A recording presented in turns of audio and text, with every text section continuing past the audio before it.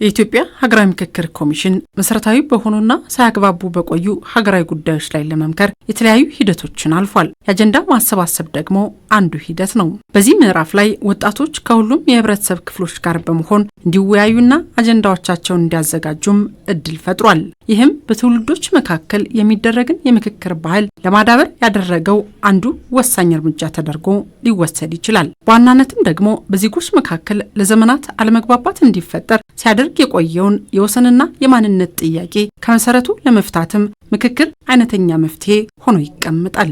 የማንነት ጉዳዮች፣ የአስተዳደር ወሰን ጉዳዮች እንግዲህ እነኚህ ዋናዎቹ ሊሆኑ ይችላሉ። ራስን በራስ የማስተዳደር ጥያቄዎች የሚስተዋለውም እንደዛ አይነት ነውና ይህ እንግዲህ ስለ ህገ መንግስት ከተነሳው ጥያቄ ስለ ሀገራዊ ምልክት የመሳሰሉት ካሉት ጥያቄዎች ጋር ቋንቋን፣ ባህልን የመሳሰሉትን የጋራ ጥያቄዎችን ጋራ ስናስተያየው ቀደም ብዬ ጠቀስኳቸው ዋና ጉዳዮች ከየትኛውም የሀገራችን ክፍል መምጣታቸው አይቀሬ ነው። ስለዚህ እንግዲህ ዋናው ነገር ጥያቄዎቹ መጥተዋል ወይ ነው። ጥያቄዎቹ ወደ ኋላ ትኩረት ሳይሰጥባቸው ቀርተዋል ወይ ነው። ይሄ በጣም ወሳኝ ነው። ለዚህም ነው ከ1300 ጥቂት ዘለል ያሉ ወረዳዎች አጀንዳ ስንሰበስብ የቀረብነው በዛ ምክንያት ነው። በምክክር ሂደቱ የየዘመኑ ትውልዶች በሀገራቸው ጉዳይ ተቀምጠው ለመመካከር መፍቀዳቸው በመካከላቸው ያሉ የሀሳብ ልዩነቶች ወደ መሬት ወርደው ውይይት እንዲደረግባቸው የሚጋብዝ ምቹ ሁኔታን ሲፈጥር ተስተውሏል። በልዩነትም የወሰንና የማንነት ጥያቄዎች ይገኙበታል።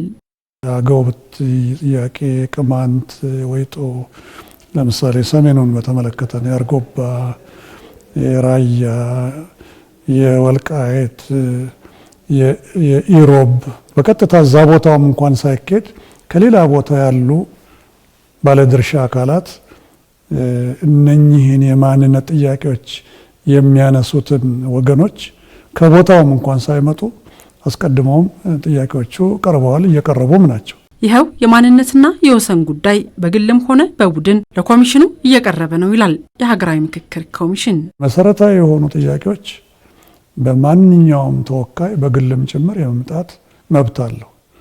ይሄ አንዱ ነው። ሌላው እንግዲህ ውክልና ጉዳይ ነው።